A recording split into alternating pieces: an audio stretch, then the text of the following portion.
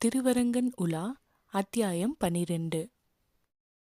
அந்த சுமையை வீட்டில் வைத்து விட்டேன் சுவாமி, இப்போது இந்த சுமையை ஏற்றிக் கொண்டிருக்கிறேன் என்று கூறி தலைமேலுள்ள கூடையை காண்பித்தான்.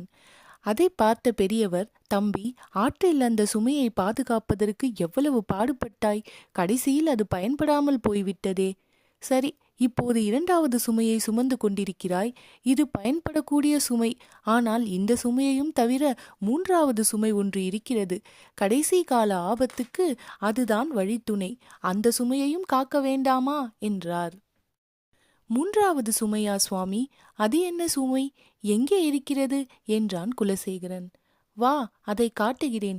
உன்னை நான் இங்கே பார்த்தது என் அதிர்ஷ்டம் என்று கூறிய பெரியவர் அவனை அழைத்து கொண்டு முன்னே செல்லத் தொடங்கினார். நல்ல திடமான உடற்கட்டுடன் அதிகம்பீரமாக நடந்து செல்லும் அவரை பார்க்கும்போது குலசேகரனுக்கு தன்னையும் அறியாமல் ஒரு பயபக்தி ஏற்பட்டது. வழித்துவிட்ட மொட்டை தலையும் நீண்ட கைகளில் கங்கணமும் பரந்த மார்பில் துலவ மாலையும் தரித்திருந்த அவர் இடையிடையே திரும்பி குலசேகரன் வருகிறானா என்று பார்த்தவாறு மேலே நடந்து கொண்டிருந்தார். அப்போது இருட்டி அழை நாரிகை இருக்கும். வழக்கமாக நகர மாந்தரின் கலகலப்பும் ஒலிகளின் தகதகப்பும் குமிழிடும் வீதிகளில் ஒரே கும்மிருட்டும் குமைந்து கொண்டிருந்தது. வீதியில் உள்ள விளக்கு தூண்கள் யாவும் தீபம் வைக்கப்படாமல் மூலியாக காட்சியளித்தன. வீடுகளில் உள்ள புரை விளக்குகளும் அன்று எரியவில்லை.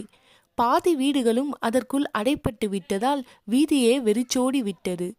எங்கும் சூழ்ந்த மையிருட்டினூடே பல்லக்குகள் வரும்போது எச்சரிக்கை எச்சரிக்கை என்று அதை சுமைப்போர் குரல் கொடுத்து கொண்டே வந்தார்கள். வீதியில் செல்வோர் வருவோரிடையே ஒரே பரபரப்பு தென்பட்டது. நான்முகன் வாசலை பெரியவர் கடந்ததும் அவர் கோவிலுக்குள் போய்க் கொண்டிருந்தார் என்பதை அறிந்தான் குலசேகரன். அடுத்து கார்த்திகை வாசலை அடைந்தபோது அங்கு கண்ட காட்சியில் அவனுக்கு ஒரு அதிர்ச்சி ஏற்பட்டது. தலைகளில் சுமைகளை தாங்கியிருந்த அநேகர் கைகளில் பெண்டிற் பிள்ளைகளை கோர்த்து கொண்டு கோவிலுக்குள் அவசரமாக நுழைந்து கொண்டிருந்தார்கள். நகரத்துக்கு வெளியே போகாமல் கோவிலுக்கு உள்ளே ஏன் இவர்கள் போகிறார்கள் என்று நினைத்த குலசேகரன் அடுத்த வாசலை கடந்ததுமே மற்றொரு அதிசயமான காட்சியை காண நேர்ந்தது. கோவில் அணி விளக்கு வெளிச்சங்களின் ஒளியில் ஆரியப்பட்டால் வாசலை நெருங்கிக் கொண்டு இரு மருங்கிலும் மக்கள் கூட்டம் வெள்ளமாக மொய்த்து கொண்டிருந்தது. வாசலை ஒட்டிச் செல்லும் ஆவிநாடன் திருச்சுற்று முழுவதிலும் அந்த மக்கள் ஒரே திரளாக நிறைந்திருந்தார்கள். கோவிலுக்குள் அவர்கள் செல்லா வண்ணம் ஆரியப்பட்டால் கொத்தினர் வாசல் நிலையை காத்து கொண்டிருந்தார்கள்.